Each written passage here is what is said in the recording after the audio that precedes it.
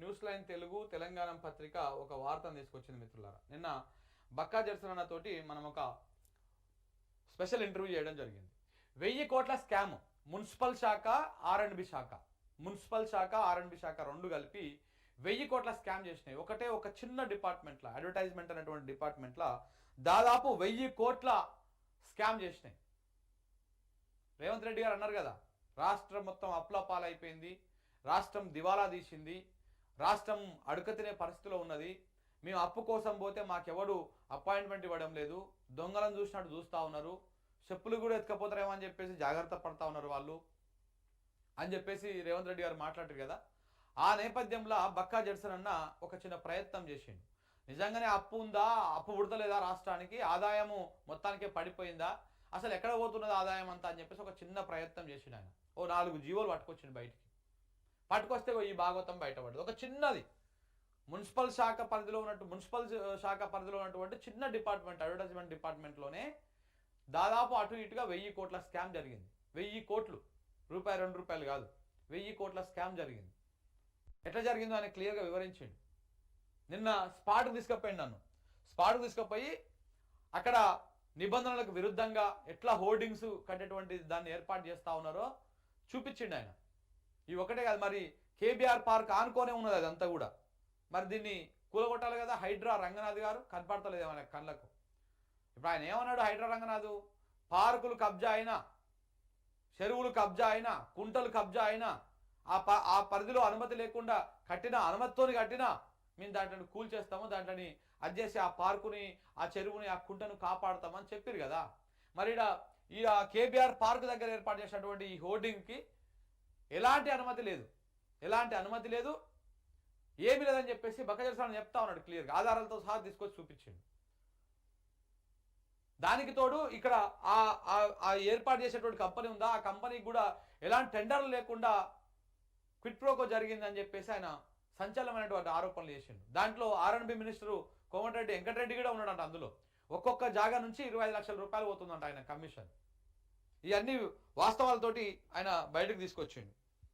ఇగో 1000 కోట్ల scam, municipal R&B శాఖల్లో భారీ అవినీతి, రాష్ట్ర ఆదాయాన్ని కొలగొడుతున్నారు, సీఎం తమ్ముడి కంపెనీలకే యాడ్స్ పోతా ఉన్నాయి, రేవంత్ రెడ్డితో మంత్రి కోమటిరెడ్డి కలిసిపోయారు, ఒక్కో ఏరియా పర్మిషన్ కు మంత్రి కోమటిరెడ్డి వెంకటరెడ్డికి 25 లక్షల రూపాయలు లంచం పోతా ఉంది, రేవంత్ రెడ్డి రాజీనామా చేయాలి. న్యూస్ లైన్ తెలంగాణ తోటి బక్కా జడ్సన్ అన్న నిన్న మాట్లాడినటువంటి మాటలు ఒకసారి అన్న మాట్లాడింది మన ఛానల్లో కూడా ఉన్నది. దయచేసి ఒకసారి మిత్రులారా ఇది చూడండి, 10 మందికి షేర్ చేయండి, వాస్తవాలను ప్రజలకు చూపించండి. ఇగో ఆదాయం లేదు అని చెప్తున్నాడు. ఆదాయం లేక కాదు, ఉన్న ఆదాయాన్ని వీళ్ళు మెక్కుతుర్రు. ఇక చూడండి, ఇగో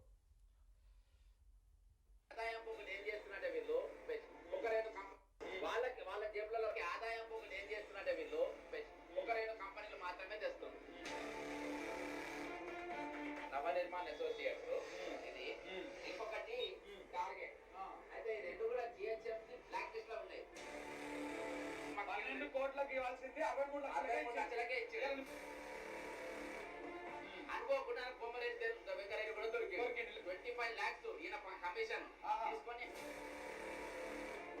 నీకు అప్పు దేనికి చేత కాకుంటే, నీ ముఖం ఎవరు అప్పియకుంటే, నీ ముఖంలో చెప్పులు కూడా దాచుకుంటే, ఈ రోజు రాజీనామా చేసి వెళ్ళిపోయి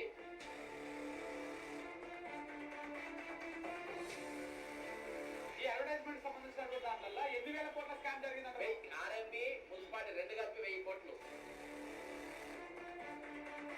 కొమ్మరెడ్డి వెంకరెడ్డి శుద్ధపూస అని చెప్తాడు, కొమ్మరెడ్డి వెంకరెడ్డి నాకు సక్కరో లేదంటాడు, కొమ్మరెడ్డి వెంకరెడ్డి నేను తెలంగాణ వస్తే నా కొడుకు త్యాగం చేసిన అని అంటాడు, నా మంత్రి పదవి కూడా త్యాగం చేసిన అంటాడు. మరి అటువంటి వ్యక్తి ఈ రోజు ఇది ఎందుకు పెడుతున్నా అంటే, ఇప్పుడు ఎండాకాలం ఉన్నాం, ఎండాకాలంలో మబ్బు ఉన్నది, జరైతే వాన కూడా పడుతుంది. మరి అసలైన వానకాలంలో అది గుడి కింద పడితే, అది ముఖ్యమంత్రి కార్యాలయం పడితే, నా ముఖ్యమంత్రి భద్రత కోసం నేను ఇది బోర్డు ఇక్కడ పెట్టద్దు అంటున్నా. సో ఇట్లా ముఖ్యమంత్రి భద్రత కోసం బోర్డు ఆడబెట్టద్దు అంటున్నాంట మా బక్కా జడ్సన్. వాస్తవానికి ఏం జరుగుతుంది అక్కడ అంటే ఒకసారి చూడండి మిత్రులారా. ఎంత పట్టపగటిలు నిలువు దోపిడి. దాదాపు 1000 కోట్ల స్కామ్. 1000 కాదు ఇంకెక్కువనే ఉంటుంది ఇది. ఇది ఆయన అందాజా ప్రకారం వేసిందే 1000 కోట్ల స్కామ్. అందాజా ప్రకారం వేసిందే 1000 కోట్ల స్కామ్. కానీ అంతకంటే ఎక్కువనే ఉంటుంది ఇంకా. చూడండి మీరు, ఇగో ఇక్కడ కనపడుతున్నాడా? ఇక ఒక్కసారి ఇక్కడ చూడండి మిత్రులారా, ఒక వ్యక్తిని చూపిస్తాడు. నేను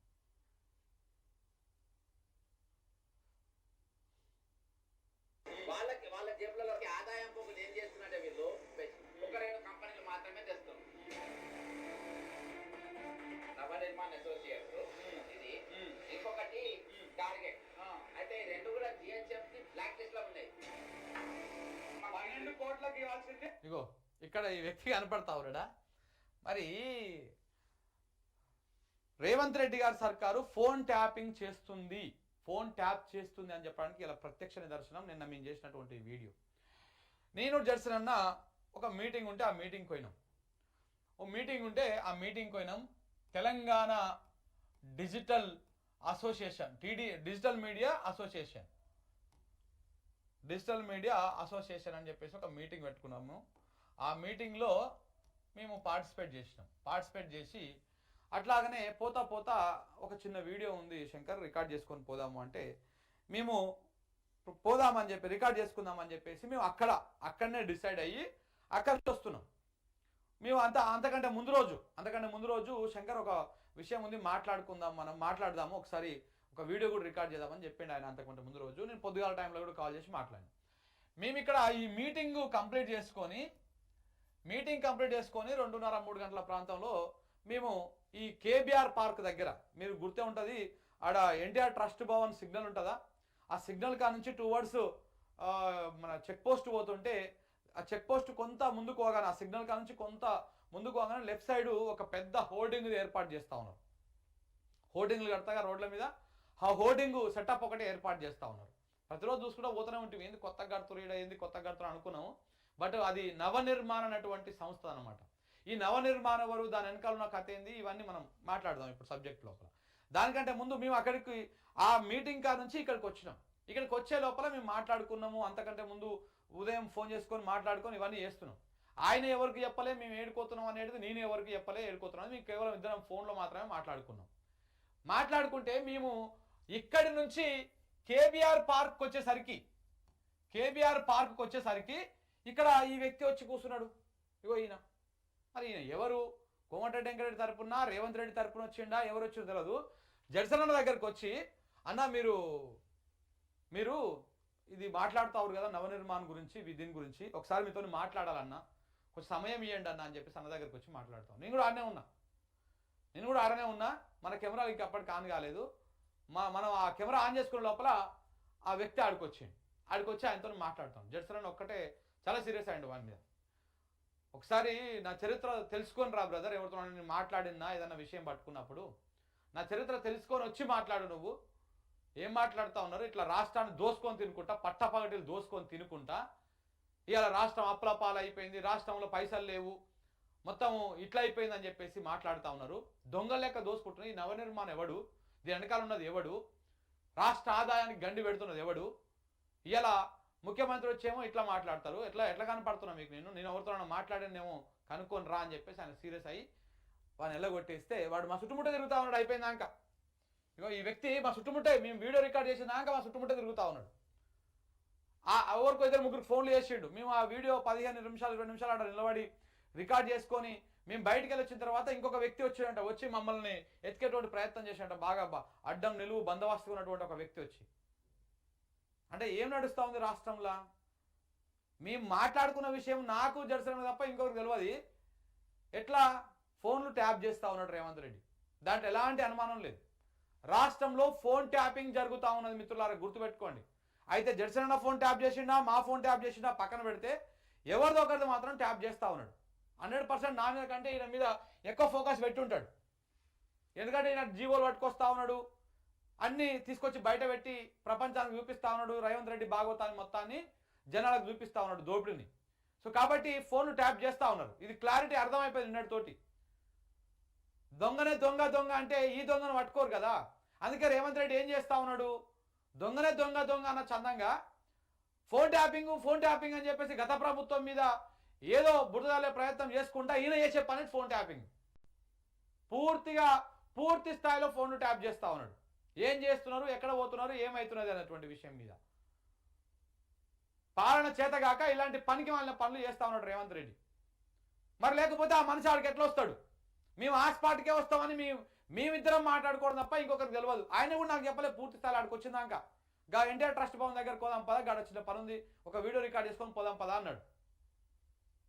మనం ఫోన్ అనే రికార్డ్ చేసుకొని పోదాం అన్నాడు. ఇక నేను మనకు ఎందుకులన్నా కెమెరా తెప్పిస్తా, మనకు ఆడియో కూడా కొంచెం మంచిగా వస్తుంది అని చెప్పేసి కెమెరా తెప్పించుకున్నాను నేను. అంటే ఫోన్లు ఏ రకంగా ఎట్లా క్షణక్షణం మన ప్రతి అడుగుని ఏ రకంగా అబ్జర్వ్ చేస్తూ ఉందో రాష్ట్ర ప్రభుత్వం ఒకసారి మనం అర్థం చేసుకోండి. అవి ఎట్లొచ్చి ఉన్నాడు వాడ వ్యక్తి? మేము ఆడికి వస్తామని ఎట్లా తెలుసు వాళ్ళకి? 200% ఫోన్ ట్యాప్ చేసి, దాంట్లో ఎలాంటి డౌట్ లేదు. నువ్వు ఫోన్లు ట్యాప్ చేసుకో, ఇంకేమైనా చేసుకో రేవంత్ రెడ్డి. ఇంకా 3 ఏళ్ళు ఉంది నీ భాగవతం.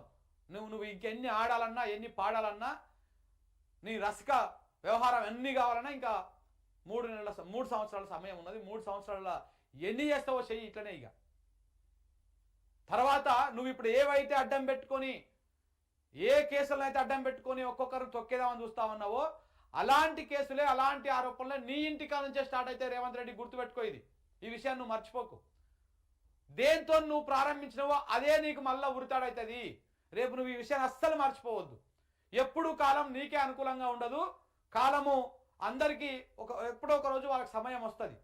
ఇవాళ నువ్వు ఏ కేసులను అడ్డం పెట్టుకొని, ఏ రకంగా ఫోన్లు ట్యాప్ చేసి, ఏ రకంగా వ్యవహారం చేసి, ఏ రకంగా ఇబ్బందులకు గురిచేద్దామని చూస్తా ఉన్నావో రేపు అలాంటిదే నీ ఇంట్లో నుంచే స్టార్ట్ అవుతుంది. నీ ఇంట్లో నుంచి అంటే ఎవరి మీద స్టార్ట్ అవుతుందో గుర్తుపెట్టుకో బిడ్డ. ఇవన్నీ చిల్లర వ్యవహారాలు ఇప్పటికైనా బంద్ చేయి. ఇప్పటికైనా నిన్ను తెలంగాణ రాష్ట్రంలో అని ఉంచినోడే తప్ప ఉంచనోడు లేడు. సాధారణ ప్రజల కాడ నుంచి రాజకీయ నాయకుల దాకా ఇప్పటికైనా జర సోయి తెచ్చుకొని, 1.5 సంవత్సరం కాలం అయిపోయింది. ఈ 1.5 సంవత్సరం కాలంలో ఇప్పటికైనా జర సోయి తెచ్చుకొని రాష్ట్రాన్ని పరిపాలించే తీరు తెలుసుకొని ఆ రకంగా హూందాగా బిహేవ్ చేయి. అంతేగాని ఎవడు మాట్లాడితే వాళ్ళ మీద కేసులు పెడదాం, ఎవడు మాట్లాడితే వాళ్ళ మీద దాడులు చేద్దాం, బక్కా జెర్సన్ ఎట్లా ఇరికిద్దాం, ఏ రకంగా అజ్జేద్దాం, ఇవన్నీ ఇంకా ఈ చిల్లర దుకాణాలు బంద్ చేయి. నీ మంచి కోసమే చెప్తున్నావు. నీకు రాక అవకాశం వచ్చింది, ఒక మంచి అవకాశం వచ్చింది. చిన్న వయసులో ముఖ్యమంత్రి అయినవు. ఆ గౌరవాన్ని, ఆ హూందతనాన్ని కాపాడుకో. అలా చేయకుండా నేను ఫోన్లు ట్యాప్ చేస్తా, అందరిని తొక్కేస్తా, అది చేస్తా అంటే రేపన్నాడు నీకు కూడా ఇదే గతి పడుతుంది. ఇంతకంటే ఎక్కువ దారుణమైన గతి పడుతుంది. ఎవ్వడు ఊకోడు. నువ్వు స్టార్ట్ చేసినావు. బేసిక్గా ఈ 10 సంవత్సరాల తెలంగాణ పరిపాలనలో ఎక్కడ కూడా కక్షపూరిత రాజకీయాలు జరగలే. కానీ ఇప్పుడు నువ్వు స్టార్ట్ చేసినావు. జర్నలిస్టులతో పెట్టుకుంటున్నావు, ప్రతిపక్షాలతో పెట్టుకుంటున్నావు, సాధారణ ప్రజలతో పెట్టుకుంటున్నావు, మేధావులతో పెట్టుకుంటున్నావు, అందరితో పెట్టుకుంటున్నావు. రేపు నీ అధికారం దిగిపోయిన తర్వాత కుక్కలు కూడా దేకవు. నిన్ను గుర్తుపెట్టుకో. కుక్కలు అంటే కుక్కలు కూడా దేకవు. అటు మళ్ళీ చూస్తాడు కూడా నిధికి మళ్ళీ చూడడంగా రేవంత్ రెడ్డి పోతున్నాడు అని. ఇక నువ్వు నీ ఆలోచనలు నీకు ఉంటాయి. నేను బీజేపీతో టైఅప్ అవుతావో, ఓ రాజ్యసభ తీసుకుంటా, ఓ కేంద్ర మంత్రిని అయితా, నా ఆస్తులను, నా కేసులు నా మీద కాకుండా నా ఆస్తులను కాపాడుకుంటా అనే ప్రయత్నం ఉంటుంది. నువ్వు కేంద్ర మంత్రివిగా ఇంకా నువ్వు ఇంకే మంత్రివి అన్నగా ఒకసారి ముఖ్యమంత్రి పదవి నుంచి నువ్వు దిగిపోయిన తర్వాత నీకు బొమ్మ 3Dలో 4Dలో 5Dలో కనపడుతుంది. సో కాబట్టి ఆ విషయాన్ని మర్చిపోకు. ఇప్పటికైనా ఈ చిల్లర ప్రయత్నాలు బంద్ పెట్టేస్తాయి. ఇట్లాంటి వ్యవహారాలు బంద్ పెట్టు.